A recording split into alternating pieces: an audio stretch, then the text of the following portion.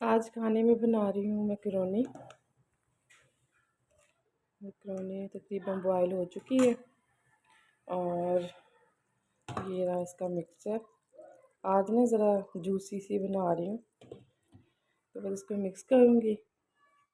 ابھی میں آپ کو اس کی فائنل لک دکھا دیتی ہوں۔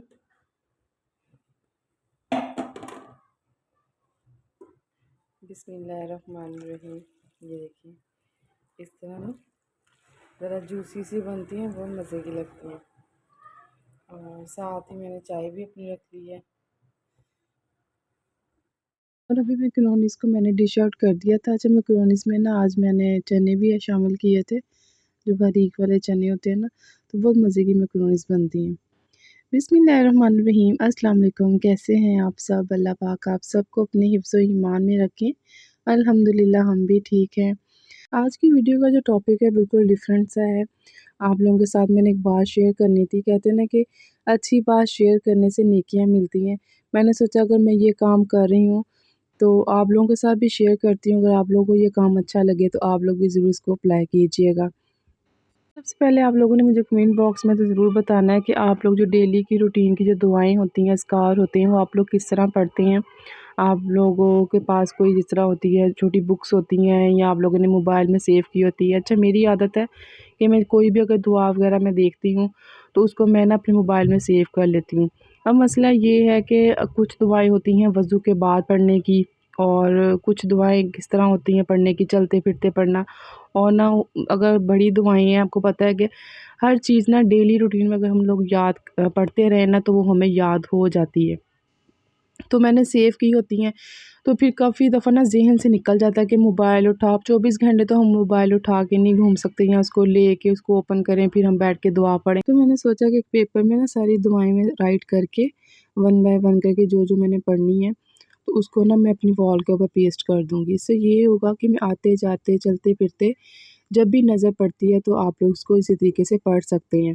اچھا پہلی دعا جو میں لکھ رہی ہوں نا، یہ ایک قاری صاحب نے بتائی تھی، اس کے اتنے زیادہ فائدے ہیں۔ یہ چھوٹی سی دعا ہے، اس کو آپ وضو کے بعد آپ ایک تسبیح اگر پڑھ سکتے ہیں وہ پڑھ لیں، اگر نہیں ٹائم تو 3 ٹائم تو لازمی پڑھنی نا۔ اس کے اتنا زیادہ فائدہ ہے، جس نے بھی پڑھی ہے اس کو اتنا زیادہ فائدہ ہوا ہے۔ اگر میرے پاس وہ ویڈیو ہوگی قاری صاحب کی تو میں آپ کے ساتھ آگے نا ضرور شیئر کر دوں گی، آپ لوگ کو سن لیجئے گا۔ اچھا اس کو میں رائٹ کر کے نا ساری 5 دعائیں ہیں تقریباً، تو وہ میں ساری دیوار پہ پیسٹ کر دوں گی۔ چلتے پھرتے جب بھی نظر پڑتی ہے تو پھر یہ ہوتا ہے کہ ہمارے ذہن سے نہیں نکلتا، تو ہم لوگ کھڑے ہو کے ہم لوگ اس کو اسی طریقے سے پڑھ سکتے ہیں۔ اچھا ان میں دعائیں جو بچوں پہ ہم دم کرتے ہیں، بچے اسکول جا رہے ہوتے ہیں کہیں بھی جا رہے ہوتے ہیں تو وہ بھی بچوں کو بھی اللہ تعالیٰ کی حفاظت میں دینے کی دعا وہ بھی میں اس کے اوپر رائٹ کروں گی۔ اور ویسے آیت الکرسی وغیرہ چاروں کل تو ہم لوگ پڑھتے ہی ہیں بچوں کے اوپر، لیکن بچوں کے اوپر جو دعا ہوتی ہے جو ہمارے پیارے نبی صلی اللہ علیہ وآلہ وسلم نے اپنے نواسوں پہ انہوں نے دم کیا تھا، تو وہ بھی ہمیں ڈیلی روٹین میں بچوں کے اوپر ہمیں پڑھنی چاہیے۔ تو یہ ساری 1 بائی 1 کر کے میں ساری یہ رائٹ کر لوں گی۔ اس کے بعد میں آپ کو نا آگے بھی دکھاتی ہوں کہ میں کس طرح اس کو وال پہ پیسٹ کروں گی۔ اچھا مجھے اس کے ساتھ اتنا زیادہ فائدہ ہو گیا ہے نا کہ جب بھی میں وضو کرتی ہوں نا میرے سامنے میرے بالکل نظر پڑ جاتی ہے کہ میں نے یہ دعا پڑھنی ہے۔